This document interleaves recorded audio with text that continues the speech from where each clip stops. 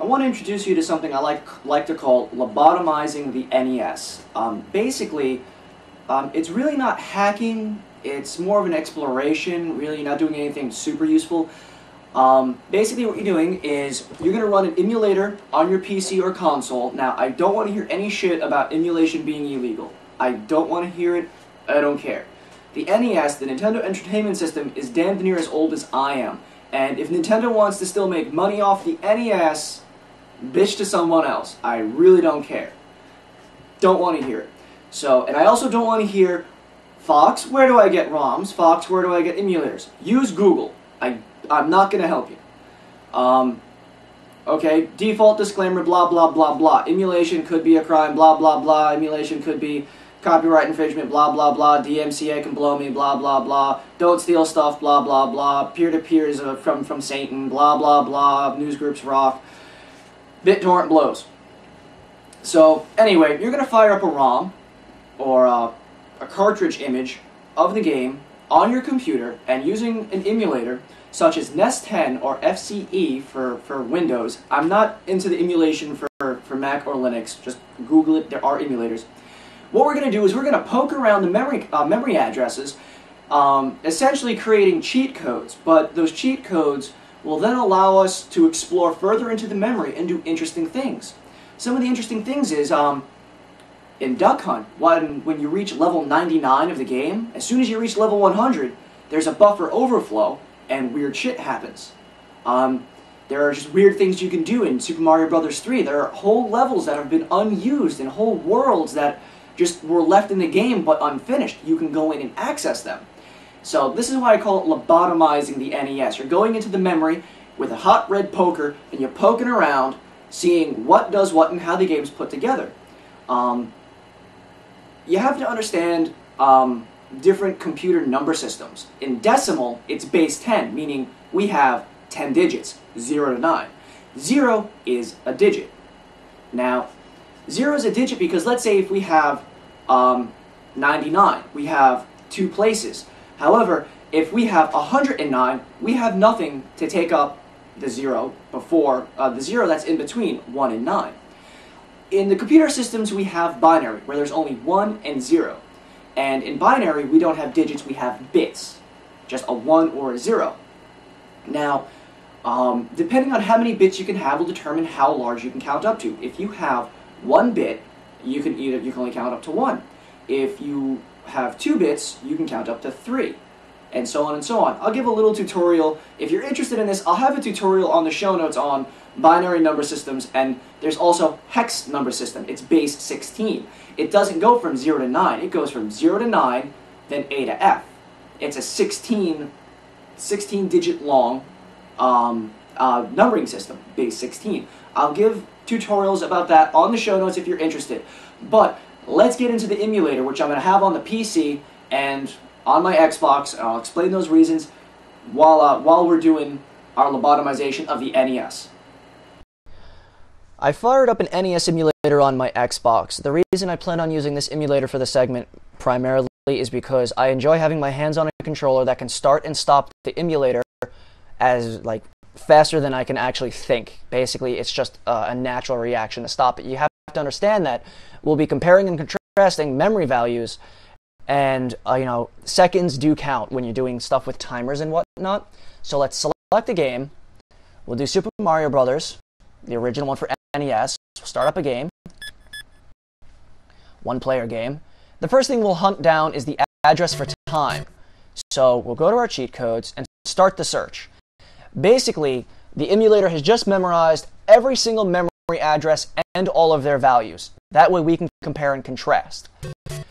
Now, we waited 2 seconds. The time is going down pretty quick, so we go to our cheat codes. Continue search for less than before.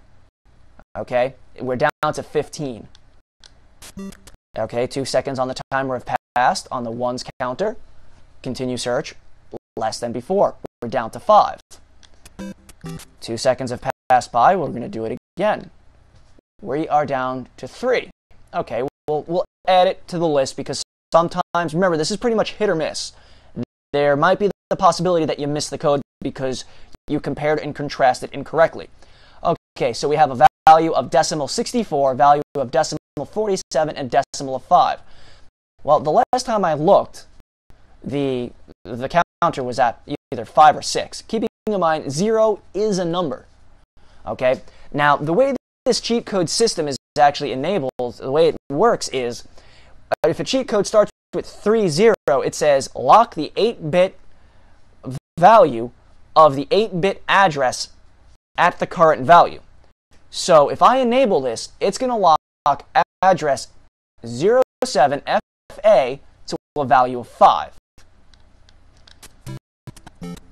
And there we go. It's locked. So go through our game.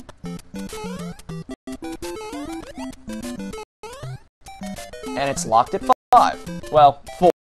Keeping in mind that 0 is a number. Okay, let's go to our cheat code. Start search for a new for the new code. Let's do lives. So, whoop, I'm dead. Well, apparently it's less than before. Cheat codes, less than before.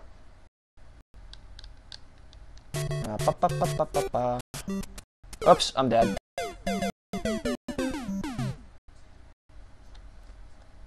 Okay, apparently less than before. But notice we're not rounding these down fast enough. If you don't mind me, I'm just going to use my fast forward button in my emulator to get this going. Now when we start a new game, notice how the value of the lives has increased. So greater than before. We're down to 3. So list our cheat codes.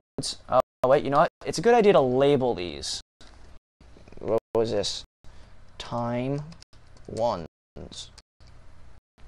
Oh shit, my keyboard's not working. That sucks. Alright, fine. T-I-M-E. Okay, that's our time address. Well, this is awkward. Where are our lives?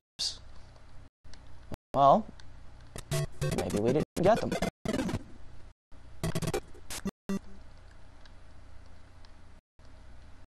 Nope, no, here we go. Start search again.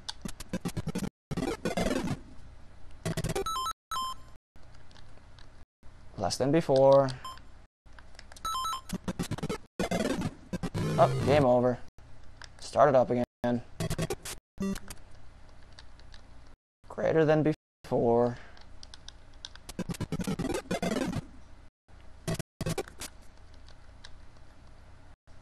Less than before.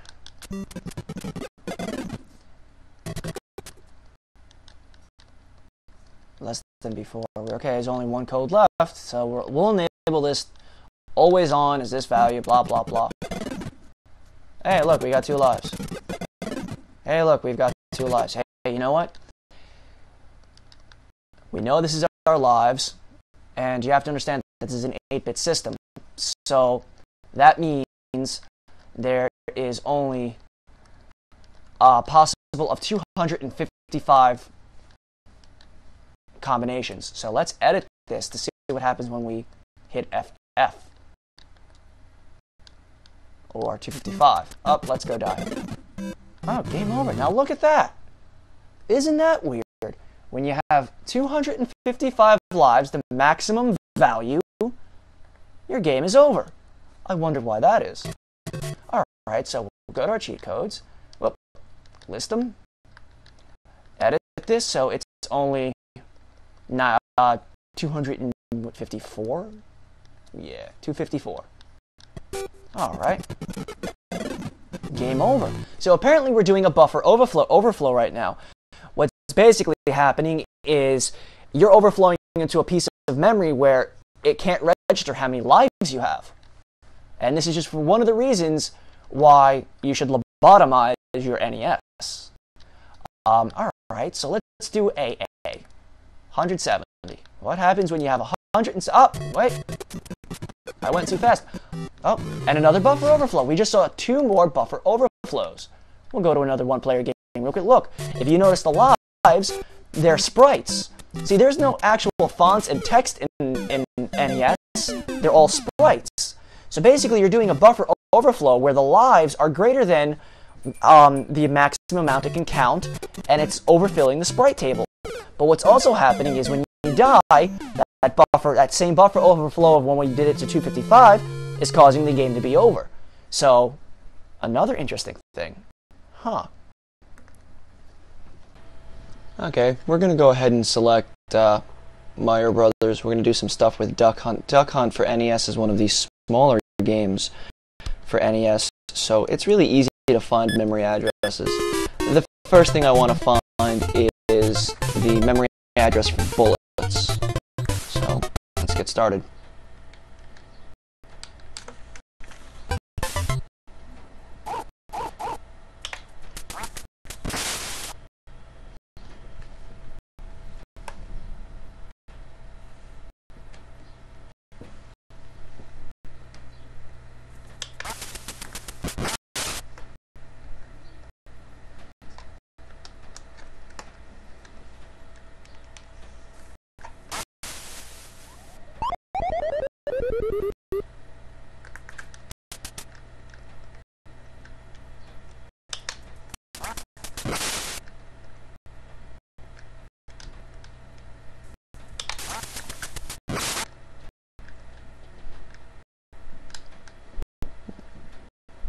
Okay, we have one possible address, and we're going to enable it.